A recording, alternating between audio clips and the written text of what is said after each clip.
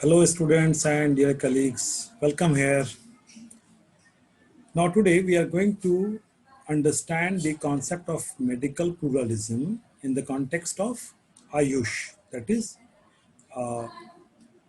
Ayush is an acronym that stands for Ayurveda, Yoga, Unani, Siddha and Homeopathy. And here we have also included the concepts defined by WHO. Right, so the broader title is Medical Pluralism, WHO and Ayush. And in this lecture, we'll try to understand medical pluralism in Indian context. And along with that, we'll also try to understand what do we mean by traditional, indigenous, and complementary medicine. Right? These terms have been defined by WHO, that is World Health Organization. So, well, in the previous lecture, we have understood medical pluralism, the concept of medical pluralism, and then we talked about biomedicine, basically biomedicine and germ theory. How did these systems of medicines emerge in West? We also talked about some kind of their close proximity with uh, public health. And then we talked about pluralism prevailing within biomedicine. That is how curative and preventive medicine is operating in different arena or domains, and what are the branches and discourses. I mean, so many things were uh, have been explained in that lecture. So here in this lecture, uh, again, we are going to have 4 sections. What is the stand of WHO on traditional and complementary medicine? Very often people think that traditional medicine and complementary medicine are actually, they do not consider these as mainstream medicine or part of medicine system, and they think that this is something which is operating only at an informal level. That is why I have included the WHO guidelines here, so that we must understand that what is the international and global position related to these medicines. And then what are the different systems of medicine under Ayush, as the acronym stands: Ayurveda, Yoga, Unani, Siddha and Homeopath. So this question would be answered here only. Then the basic question is this, that what are the philosophy and practices followed by different systems of medicine identified under Ayush. यानी आयुष के अंदर जितने भी system of medicine हैं उनकी philosophy क्या है और उसमें प्रैक्टिसेस क्या हैं, यानी वो एक जो उनका ट्रीटमेंट प्रोवाइड करने का एक वर्ल्ड व्यू है, एक पर्सपेक्टिव है, वो पर्सपेक्टिव क्या है उसको समझना बहुत ही ज़रूरी है, क्योंकि तभी हम जान सकते हैं कि कैसे वो एक तरह से कॉम्प्लीमेंट कर रहे होते हैं. And then the last thing is what are the sociological consequences of medical pluralism. तो हम लोग थोड़ी सी चर्चा इस पे भी करेंगे. So this is the overall background of the thing, and now we move to the first section, that is some of the concepts as defined by World Health Organization. Now, in this topic, we don't have many conceptual things or theoretical things, but we have more factual things. So I have included as many facts as possible in these slides. You can pause and go through this content. The important points certainly I would like to talk about. So the first thing is this, that WHO's 13th General Program of Work, which is in short written as GPW 13, came into effect in 2019 for 2019-23. As a strategic priority, GPW 13 sets an overarching goal of reaching 3 billion more people to move towards Sustainable Development Goal 3, that is SDG 3. So the point that we are making here is this, that there is a sustainable development goal that we are aware of, that we adopted in 2015, and that will stand up to 2030, right? So goal number 3 is talking about inclusion of more and more people, and basically the goal is that of reaching up to 3 billion more people, right? So how to reach to this much new population, and how to ensure healthy lives, and how to promote the well-being of all these people coming from different age groups. So for achieving this very ambitious target and to provide universal health coverage to all of them, actually different provisions have been made. And then one of those provisions is related to this traditional and complementary medicine, which is in short written as T and CM.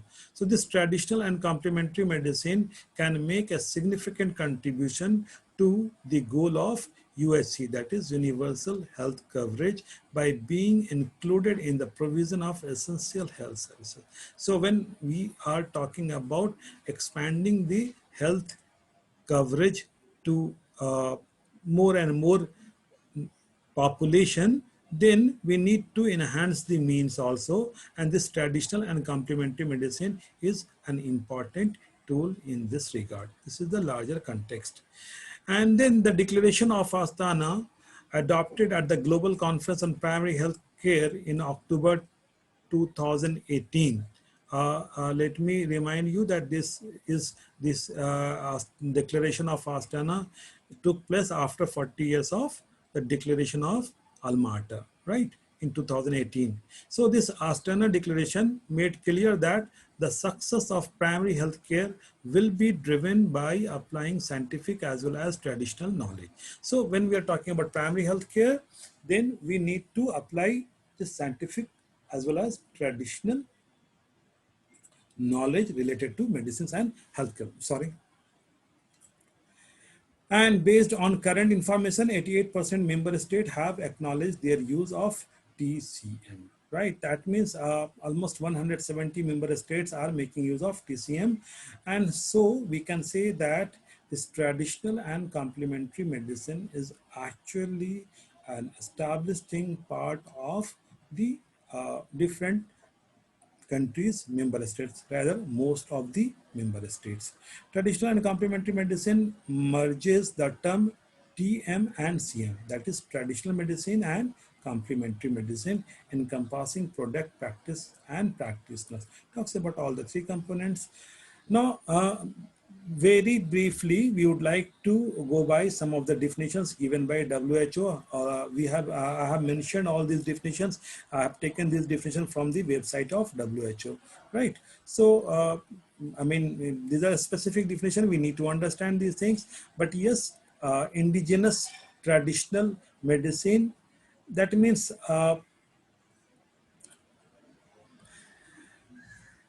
whatever the nation states are having, the past experiences related to those healthcare mechanisms and observations handed down orally or in writing from generation to generation.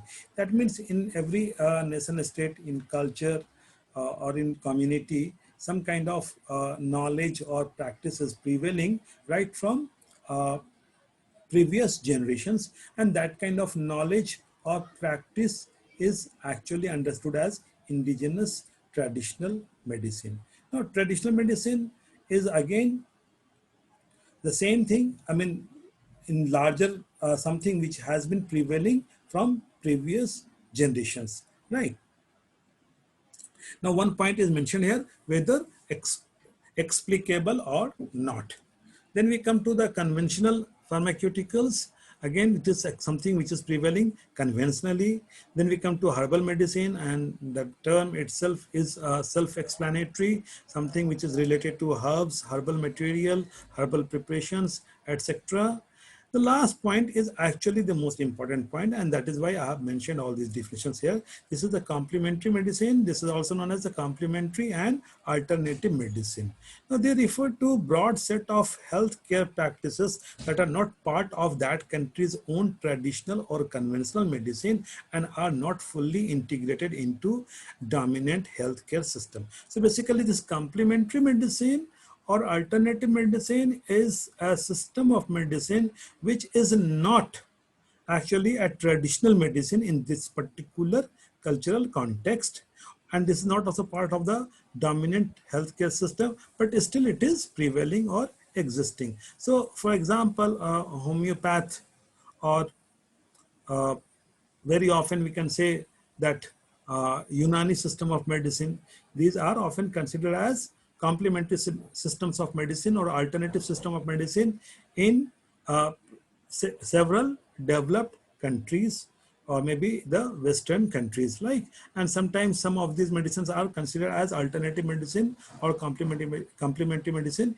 in Indian context also. So basically we need to have that, understand that if a particular system of medicine is prevailing in that specific culture and it is originating there, then it may be identified as a traditional medicine or indigenous medicine or even conventional medicine. But if it is originating at some other place and then it's becoming popular in different country or culture, then that may be identified as a complementary or alternative medicine, right? So now after talking about that, we come to the point medical pluralism in India, with a special focus on Ayush. And here we need to talk about this, that what is the official position of Ayush in Indian context.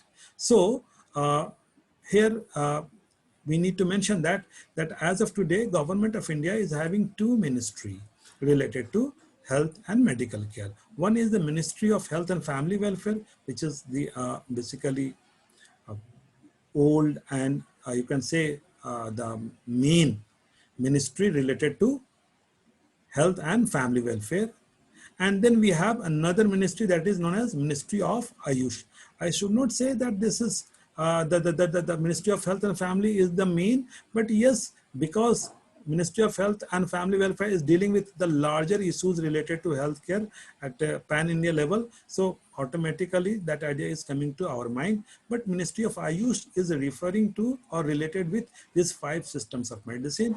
And then basically we need to understand this Ayush and the Ministry of Ayush, and we need to understand a brief background of this ministry also, because this ministry relatively came into existence relatively sooner. I've mentioned it here. The Ministry of Ayush was formed on 9th November 2014. So it's a very recent origin ministry. Earlier, it was known as the Department of Indian System of Medicine and Homeopathy, ISM and H. So in many documents, you will find the term ISM and H, that stands for Indian System of Medicine and Homeopathy, which was created in March 1995. And then this was renamed as Department of Ayurveda, Yoga, Naturopathy, Unani, Siddha, and Homeopathy in November 2003, right? With a view to provide focus attention for the development of education and research in Ayurveda, Yoga, Naturopathy, Unani, Siddha, and Homeopathy. So I've written all these things, but Naturopathy is missing here because it is not become part of that acronym. So Naturopathy has not been included. It is a kind of omission from that term, but we can see it here. Autonomous or apex institution. So in India, several institutions have developed which are supposed to promote each of these traditional or indigenous systems of medicine. So we can see here that there is a Central Council for Research in Yoga and Naturopathy. So what naturopathy was missing in the headline, but we can see that it is there in the first point, Central Council for Research in Yoga and Naturopathy. Then we have several other institutions related to homeopathy, yoga, Ayurveda, again naturopathy, Unani medicine. That means all these systems of medicine are promoted at institutional level in India. And so we can say that, as it was stated by WHO, that these are recognized systems of medicine in Indian context. So we can say that these are traditional systems of medicine recognized in India, and basically in India we identify them by the broader acronym Ayush. Now, I have explained the basic philosophy and practices and specific terms related to these systems of medicine here. We don't have any conceptual confusion related to these terms. Still, I would love to talk about some of them. So Ayurveda, we know that it is the oldest system of medicine prevailing in India, and it is prevailing right from the age of Vedas. And I have addressed this question: what is the basic philosophy of health, disease, and treatment in Ayurveda? So anybody who's talking about Ayurveda would be interested in knowing that actually what is the philosophy of Ayurveda. But before that, yes, we need to mention that Ayurveda finds its references in Atharva Veda, mainly dealing with the extensive Ayurvedic information. And now we're coming to the philosophy related to health and disease. As per Ayurveda, health is a state of equilibrium of normal functions of dosha, dhatu, mal, and agni. Basically, health is a state of equilibrium out of these conditions. The conditions related to those, then dhatu, then mal, and agni, with a delighted body, mind, and soul. It means that when dosh, dhatu, mal, and agni are constantly in a state of functional equilibrium, then health is maintained. Otherwise, distortion or the equilibrium results into disease. Erratic lifestyle is believed to be one of the basic causes behind the failure of mechanism of maintaining equilibrium.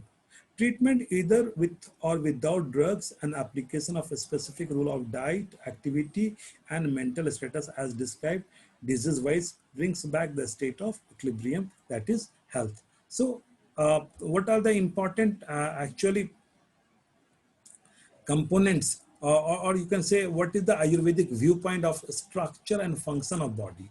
So when we take up this question, let me make you clear that I've taken this information from the website of Government of India. So basically, as these information are provided by the website of the Ministry of Ayush, so we can consider that these are proper and authentic information, right? Because these may sound a little unfamiliar to some of you because of our lack of understanding related to our ancient culture, but that is the purpose of bringing these things in this lecture, so that we can understand about these things. So universe as well as human body are made up of 5 basic elements collectively called Panch Mahabhutas. Basically universe and human body. So a kind of continuity is seen between the human body and the universe, and it is stated that both human body and the universe are made of these 5 components, which are known as Panch Mahabhutas. Now what are those Panch Mahabhutas? These are Akash, that is ether, Vayu, air, Agni, fire, Apa, water, and Prithvi, earth. The 6th mandatory component of life is Atma, life spirit, without which life ceases. Then the human body is made up of dosha, that is biohumus, dhatu, body matrix, and mal, excretable products. Then Vat, Pith, and Kaph, known as Tridosha, are physiological entities of the body which are responsible for carrying out all the functions of the body. So this is how the body is structured and the body is functioning. Dhatus are the structural entity of the body. These are rasa, plasma, rakta, blood cells, mumps, muscular tissue, meda, fatty tissue, asthi, bony tissue, majja, bone marrow, and shukra, hormonal and other secretion of the genitals. So this is the composition of the body, and all these components are basically having a specific functioning, and when some kind of equilibrium is maintained, then this is considered as a condition of health. So this is what is this is how Ayurveda is operating. And then we come to the next point, that is yoga. So yoga has got acceptance world over, and it has brought very much prestige for India. We celebrate Yoga Day world over. So how do we define yoga? Basically, yoga is a discipline to improve or develop one's inherent power in a balanced manner. So basically, Antrik Shakti, inherent power we are talking about, it offers means to attain complete self-realization, right? Now, yoga is explained as a term originating from a Sanskrit word, and it means to join. It signifies the union between the individual soul, Jivatma, and the universal soul, Paramatma. The yoga aims at obtaining relief from pain and suffering. Yoga therapy is a specialized form of yogic culture. Yoga therapy refers to treatment of disease by means of exercise, which may be physical and mental or both. Uh, I would like to talk about one more point. This mode of treatment has been practiced in India from very ancient time. In India, the yogic kriyas, asanas, and pranayama constitute the physical basis of yoga. And pranayam is a household name as of today. Everybody is aware of yoga and pranayam. So yes, this is an important traditional system of medicine in India. Then there are different types of yoga. I've mentioned some of the important types of yoga. Then we come to the next point, that is Unani medicine. Uh, More than anyone else, it was Hippocrates 460 BC who laid the foundation of the Unani medicine. The Unani medicine owes its origin, as its name suggests, to Greece, that is Yunan. From Greece, it traveled to Arabia and then to Persia, an Indian system of medicine. And India recognizes it as one of the indigenous system of medicine. The Unani system is based on humoral theory. Humoral theory believes that there are four types of body fluids. Basically, it talks about fluids which exist in the body. The dam, blood, it's hot and moist. Then balgam, phlegm is cold and moist.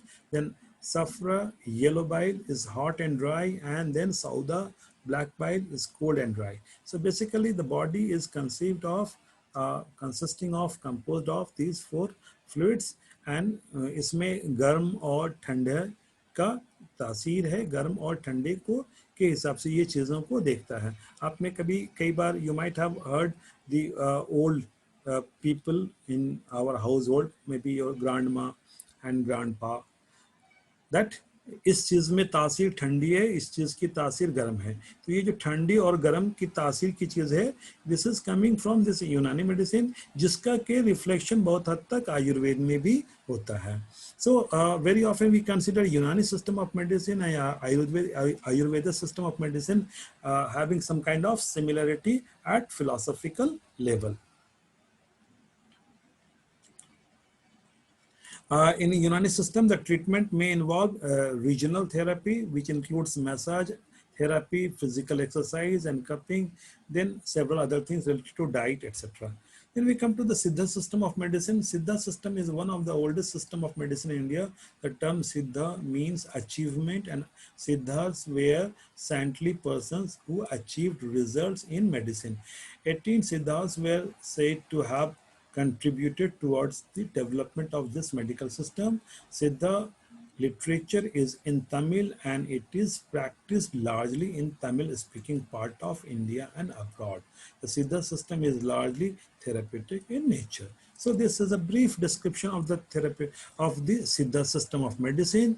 And then one more thing is this, that it talks if the system has developed a rich and unique treasure of drug knowledge in which use of metals and minerals is very much advocated. So actually some sort of metals and minerals are used as drugs, that is medicines, in this system of medicine. Some idea about the depth of knowledge the system possesses in the field of minerals, materia medica, can be formed from the detailed drug classification briefly described below. I mean, there are 25 varieties of water-soluble inorganic compounds, then 64 varieties of mineral drugs that do not dissolve in water.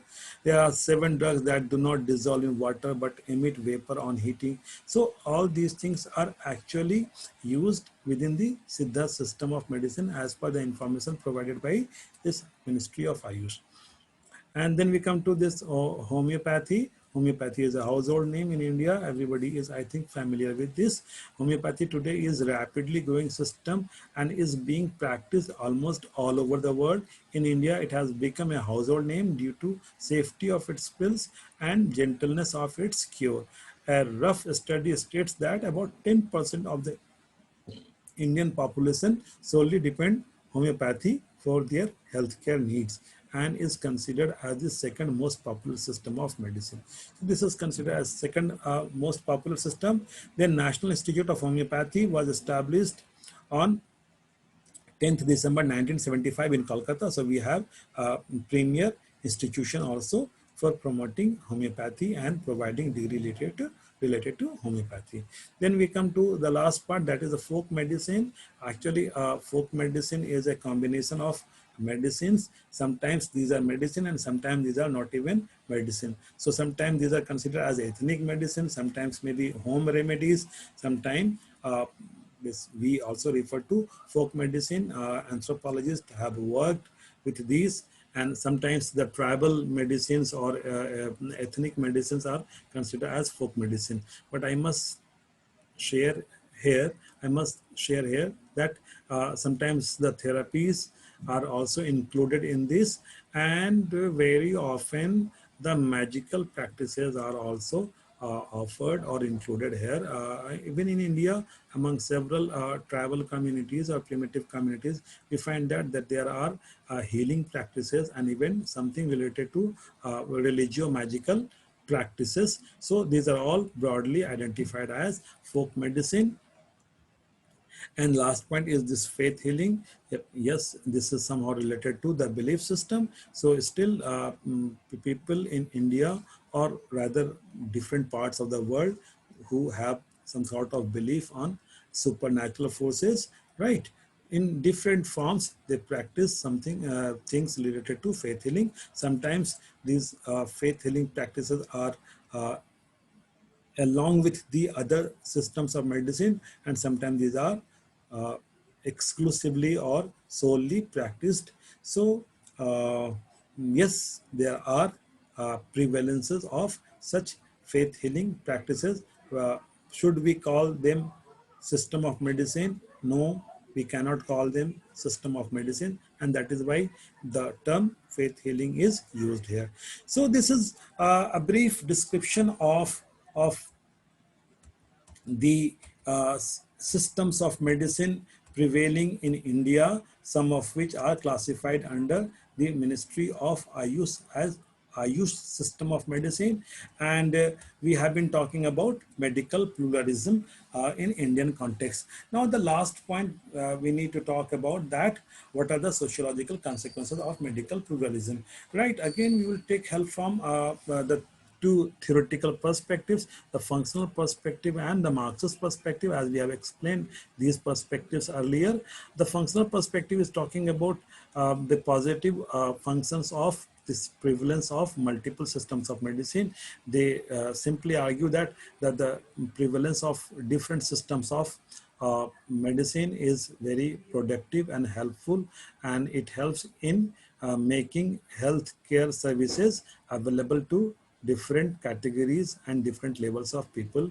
So it sees that the existence of multiple systems basically help in providing the healthcare services to different to people at different level, or maybe different categories of people at some level, right? It simply says that it is a positive contribution, it is a positive function. However, the Marxists are critique of this kind of argument. It says that some kind of hierarchy is prevailing among these systems of medicine. So when we are talking about the alternative medicine or complementary medicine, then it suggests that actually these are not somehow poor in terms of importance, and they don't get appropriate funding from the government or the central government, and largely the practitioners of this medicine provide services to those categories of people who are somehow marginalized or not part of the dominant social structure, because you can say that some kind of hierarchy is existing in these systems, in these categories of medicine, and this hierarchy is getting reflected even among the social categories of people who are making use of these things. And the point here is this, that not that those who are coming at the bottom of the hierarchy, they get services from the poorly equipped systems of medicine, and those who are at the top of the hierarchy, they get the services from the best providers. So it is mm, somehow playing an important role in perpetuation of health inequalities. So this is the theoretical explanation and understanding. However, as of today, we understand that the national health policy is promoting the traditional system of medicine because of very obvious reasons. The obvious reasons are this, that we do not have enough number of trained faculty or professionals who come from biomedical system of medicine. And so to compensate that, basically the government is providing health staff who are getting their training in the traditional systems of medicine.